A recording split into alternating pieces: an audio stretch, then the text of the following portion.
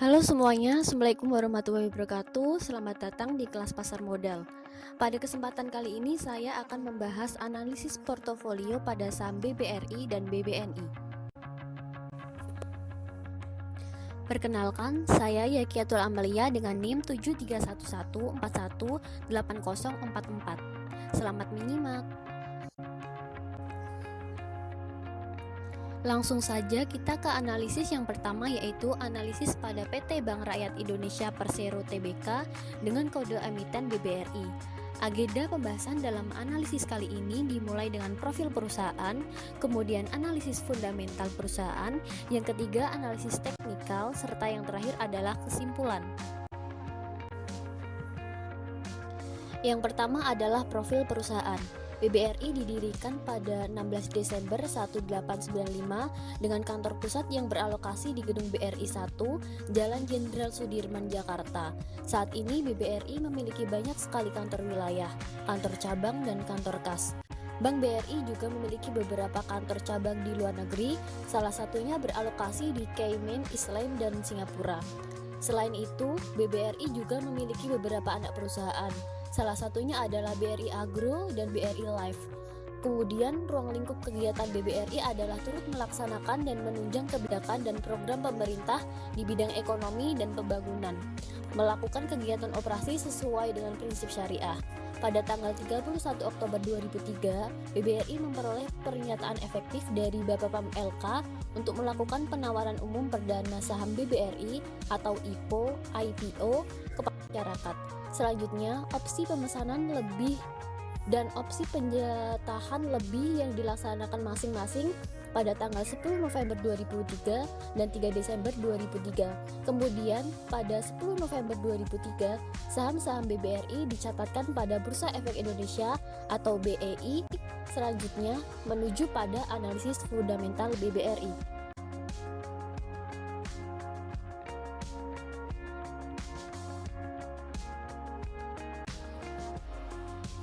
Kegiatan usaha BBRI adalah menghimpun dana dari masyarakat atau funding seperti tabungan dan giro, menyalurkan dana atau lending, serta jasa bank lainnya atau servis seperti jasa clearing Bank BRI. Kemudian, segmen usaha atau market BBRI berada di Indonesia yang lebih fokus pada UMKM.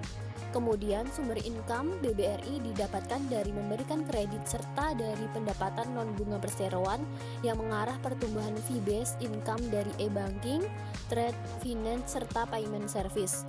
Kemudian, kepemilikan saham BBRI dipegang pemerintah sebanyak 56,75%, masyarakat 42,64%, dan treasury stock sebanyak 0,61%. Bisa dilihat pada grafik tersebut dapat disimpulkan bahwa revenue dari Bank BRI mulai dari tahun 2017 sampai 2019 selalu mengalami kenaikan, sedangkan pada tahun 2020 mengalami penurunan sebesar Rp15.717.856, dan hal ini mengindikasikan bahwa referensi Bank BRI dan tahunnya terus bertumbuh meskipun pada tahun 2020 saham Bank BRI mengalami penurunan yang disebabkan karena adanya pandemi COVID-19. Grafik menunjukkan tingkat net profit BBRI selama periode 2017 sampai 2020. Dapat dilihat bahwa laba bersih perusahaan terus mengalami peningkatan dari tahun 2017 hingga 2019. Kemudian menurun pada 2020 sebesar 45,%. Dan memang sektor perbankan adalah salah satu sektor yang paling terdampak karena pandemi COVID-19. Penurunan tersebut menandakan bahwa perusahaan sedang mengalami kendala dalam menghasilkan laba perusahaan atau laba yang dihasilkan sekarang kurang menguntungkan bagi perusahaan atau dapat dikatakan terjadi penurunan tingkat kesehatan bank.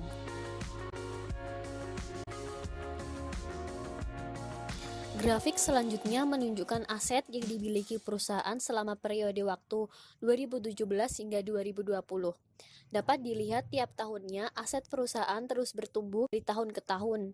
Kenaikan pada tahun 2019 ke tahun 2020 adalah sebesar 6,8%. Hal ini menunjukkan bahwa BBRI dapat mengelola dananya dengan baik. Dengan aset perusahaan yang terus bertumbuh, juga mengindikasikan perusahaan memiliki rasio likuiditas yang baik. Grafik keempat menunjukkan besarnya tingkat utang yang dimiliki perusahaan selama periode 2017 hingga 2020. Tingkat utang BBRI terus mengalami peningkatan secara konsisten. Kenaikan pada tahun 2020 adalah sebesar 8,7%. Dalam sektor perbankan, kenaikan hutang dinilai baik karena berarti bahwa nasabah lebih percaya kepada bank tersebut. Utang yang diambil oleh BBRI digunakan untuk keperluan operasional perusahaan, yaitu untuk menghasilkan profit yang lebih tinggi. Dapat dilihat pada grafik tersebut, yaitu tingkat aset BBRI menggunakan hutangnya untuk menyediakan aset-aset yang lebih banyak. Kemudian grafik kelima menunjukkan modal yang dimiliki BBRI selama tahun 2017 hingga 2020. Modal BBRI terus mengalami peningkatan pada tahun 2017 hingga 2019. Kemudian sedikit menurun pada 2020 yaitu sebesar 4,4%. Modal dalam BBRI dikatakan baik karena dimanfaatkan secara efektif ke dalam bentuk aset-aset sehingga dana perusahaan terpakai untuk mendapatkan profit yang lebih tinggi. Bisa dilihat tabel menunjukkan rasio keuangan BBRI dalam jangka waktu kuartal 1 2020 dan kuartal 1 2021. Dapat dilihat pada tingkat NPL gross BBRI mengalami penurunan pada kuartal 1 2021. Namun, rasio ini masih dikatakan aman karena berada pada standar yang telah ditetapkan oleh Bank Indonesia yaitu di bawah 5%. Maka bisa dikatakan kondisi BBRI masih sehat. Begitu pula dengan tingkat NPL net BBRI, rasio ini menandakan peningkatan hutang perusahaan, namun nilainya masih berada dalam batas wajar.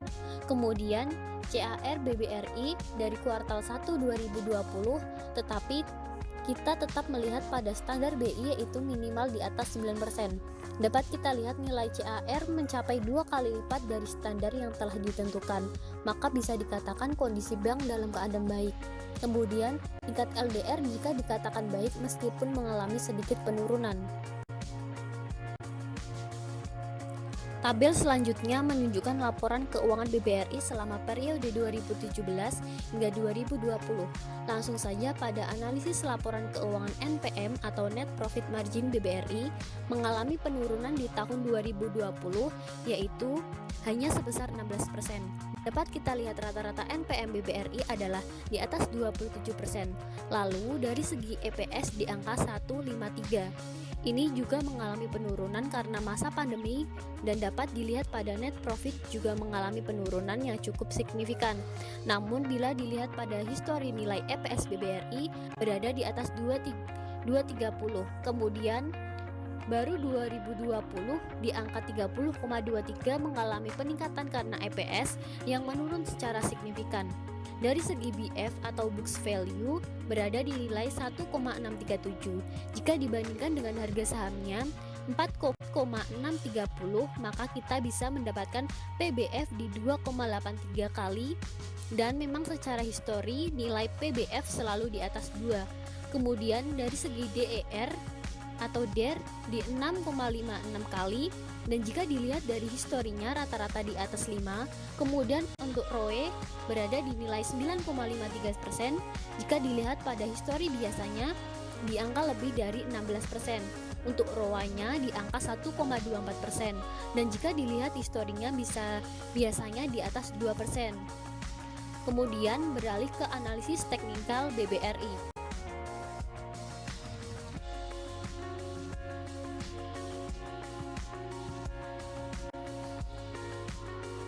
Pada analisis ini menggunakan 3 indikator yaitu moving average, Bollinger Band, dan stochastic. Tujuan penggunaan ketiga indikator tersebut supaya memperoleh sinyal beli yang akurat dengan melihat tren dan momentum yang tepat. Yang pertama adalah moving average atau MA. Saya menerapkan MA5 dan MA20. Garis hitam menunjukkan MA5 dan garis biru menunjukkan MA20. Sinyal awalnya adalah ketika candlestick harian. 3 hari terakhir berada di atas garis hitam. Jika dilihat dari garis MA, kita dapat mengetahui sinyal yang tepat jika MA5 atau garis hitam bersilang dengan MA20 atau garis biru atau disebut juga dengan golden cross. Dilihat pada gambar tersebut bahwa belum ada garis perpotongan yang tepat untuk mensinyalkan kita untuk membeli saham BBRI. Kemudian selanjutnya menunjukkan stokastik saham BBRI, yaitu menandakan kecepatan perubahan harga saham yang ditampilkan dalam bentuk osilator atau garis ungu. Garis ini dinyatakan dengan skala vertikal 1 sampai 100. Bila skala di atas 80 disebut zona overbought, sedangkan bila skala di bawah 20 dinyatakan sebagai oversold. Dapat disimpulkan bahwa kita harus menunggu lebih lama lagi melihat indikator-indikator lain untuk memastikan sinyal beli yang tepat karena garis biru tidak sedang berada dalam zona oversold. Gambar menunjukkan indikator Bollinger Band pada saham BBRI. Dalam indikator ini menggunakan moving average dan standar deviasi. Standar deviasi digunakan sebab menunjukkan volatilitas atau naik turunnya harga sebuah saham. Garis kuning bagian atas disebut dengan upper band, garis kuning bagian bawah disebut dengan lower band, yang menandakan volatilitas tinggi bila kedua garis melebar atau semakin berjauhan. Ketika harga penutupan menyentuh atau melewati lower band, diartikan oversold, maka itu adalah sinyal beli yang tepat bagi investor. Dapat disimpulkan pada gambar 3 bahwa saham BBRI belum menandakan yang tepat bagi investor karena tidak berada pada zona oversold selama 1 minggu terakhir. Dari analisis fundamental dan teknikal yang telah dilakukan, dapat diambil kesimpulan bahwa BBRI memiliki fundamental perusahaan yang baik dilihat dari pertumbuhan revenue, net profit, aset, utang, modal yang terus bertumbuh secara konsisten meskipun ada sedikit penurunan dikaitkan dengan adanya pandemi COVID-19. Dilihat pada rasio-rasio keuangan menandakan kinerja dan efisien perusahaan dikatakan masih dalam kondisi yang baik. Begitu pula dengan kesehatan bank. Kemudian, jika dilihat pada analisis teknikal yaitu indikator moving average, Bollinger Band dan stokastik, dapat diambil kesimpulan bahwa saat ini adalah saat yang paling tepat untuk investor membeli saham BBRI. Melihat belum adanya sinyal beli yang kuat, jadi BBRI cocok dijadikan pilihan investasi. Investor hanya perlu menunggu saat atau momen yang tepat untuk membeli saham dengan terus memantau dan melakukan analisis teknikal saham BBRI. Oke, selanjutnya saya akan menjelaskan mengenai analisis portofolio saham pada PT Bank Negara Indonesia atau biasa disebut dengan Bank BNI. Jadi, ada beberapa pokok pembahasan yang akan saya bahas di sini. Yang pertama yaitu profil perusahaan, yang kedua analisis fundamental, yang ketiga analisis teknikal, dan yang terakhir adalah kesimpulan. Profil perusahaan PT Bank Negara Indonesia atau Bank BNI didirikan pada tanggal 5 Juli 1946 di Indonesia sebagai bank sentral. Pada tahun 1968, BNI ditetapkan sebagai Bank Negara Indonesia 1946 dan statusnya menjadi Bank Umum Milik Negara atau BUMN. Pada tanggal 28 Oktober 1996, Bank BNI memperoleh pernyataan efektif dari BPPAM LK untuk melakukan penawaran umum perdana saham atau IPO kepada masyarakat sebanyak Rp1.085.032.000 dengan harga penawaran 850 per saham. Saham-saham tersebut dicatatkan pada Bursa Efek Indonesia atau BEI pada tanggal 25 November 1996.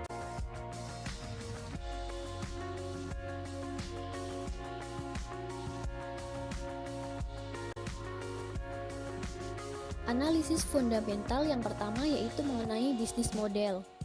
Bank BNI memiliki kegiatan usaha di sektor perbankan. Yang kedua yaitu mengenai sumber income dari Bank BNI yaitu dari pendapatan bunga, pembiayaan, asuransi jiwa dan sekuritas. Yang ketiga adalah kepemilikan saham. Kepemilikan saham dari Bank BNI yaitu NKRI sebesar 54,94%, sedangkan pada masyarakat umum yaitu sebesar 45,06%, dan yang terakhir yaitu dari Treasury sebesar 0,1%. Segmen usaha dari Bank BNI yaitu di Indonesia seperti corporate, komersial, UMKM, dan consumer.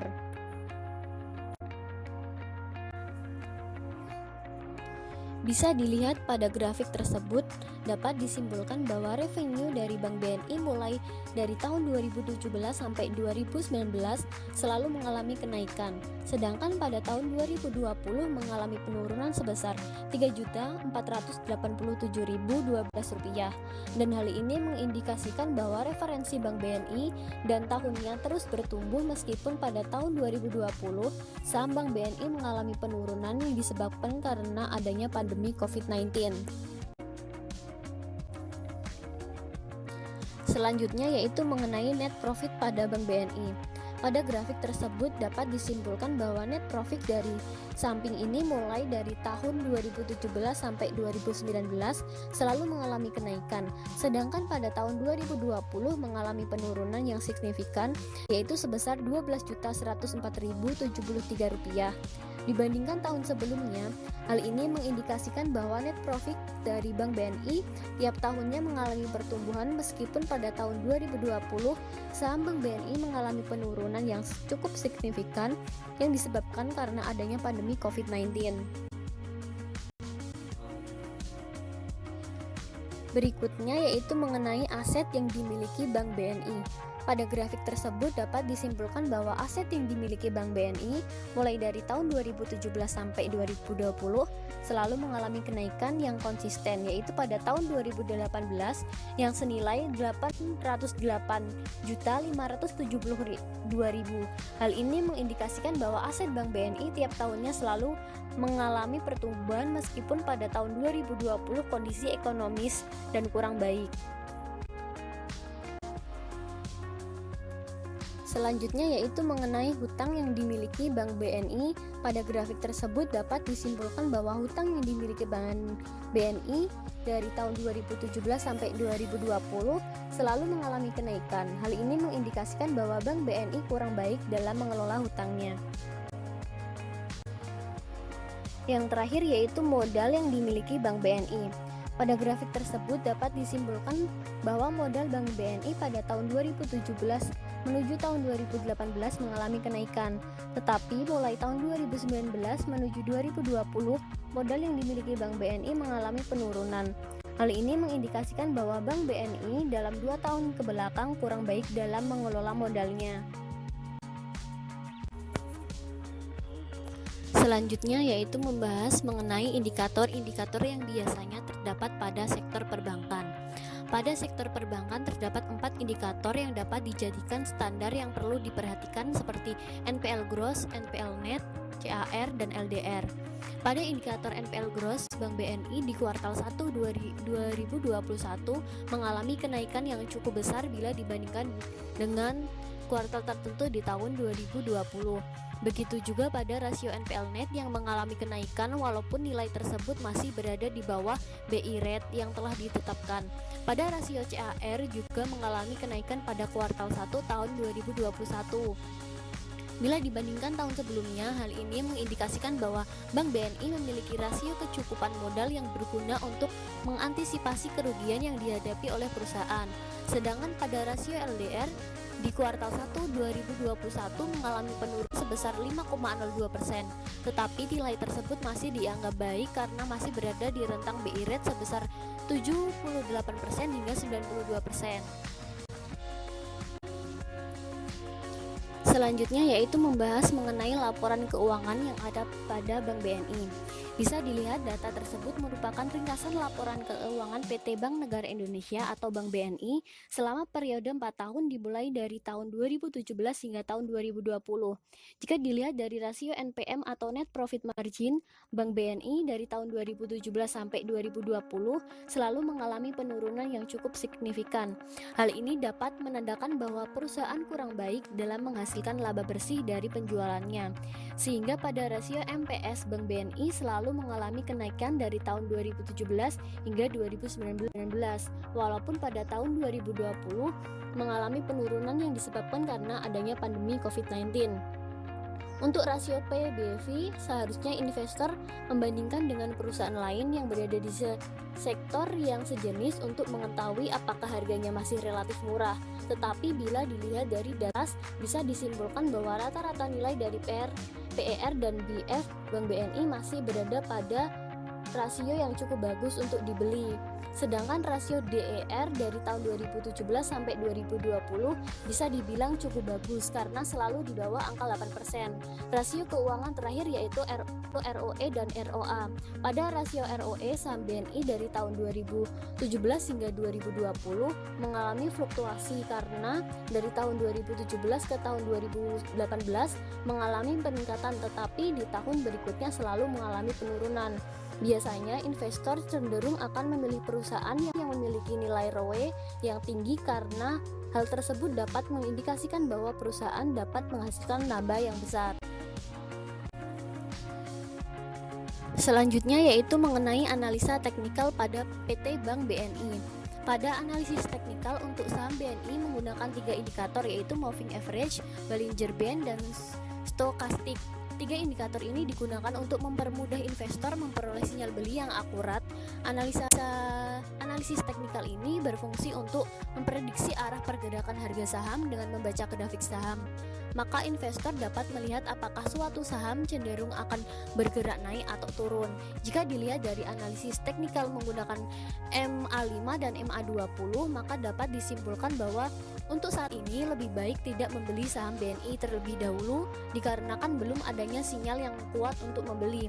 Sebaliknya, apabila investor sudah mempunyai saham BNI sebelumnya, maka sebaiknya saat ini waktu yang tepat untuk menjual saham tersebut. Maka dari itu menunggu sinyal beli lebih dahulu, yaitu ketika MA5 garis hitam sudah menembus MA20 garis hijau persilangan, disebut dengan golden cross, yang artinya sinyal untuk membeli. Mengenai analisa Bollinger Band, pada analisis teknikal menggunakan indikator Bollinger Band bisa dilihat bahwa harga penutupan 8 hari yang lalu menunjukkan sudah melebihi lower band, yang artinya adalah sudah berada di zona oversold. Hal itu merupakan sinyal untuk membeli, tetapi investor harus membandingkan dengan indikator yang lain untuk lebih valid.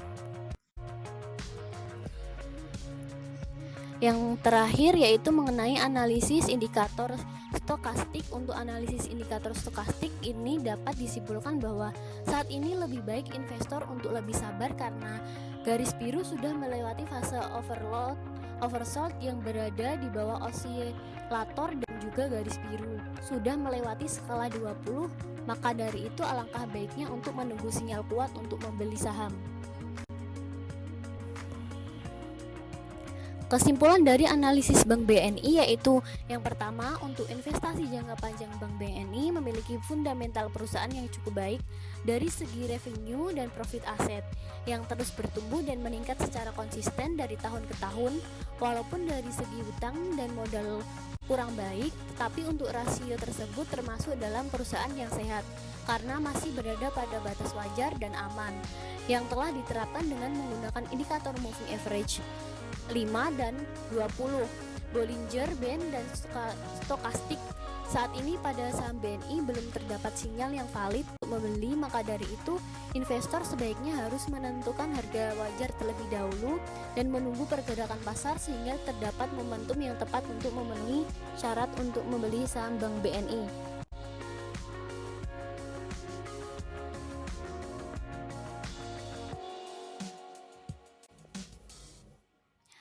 Demikian presentasi yang dapat saya sampaikan. Jika ada kekurangan, saya mohon maaf. Semoga bermanfaat. Wassalamualaikum warahmatullahi wabarakatuh.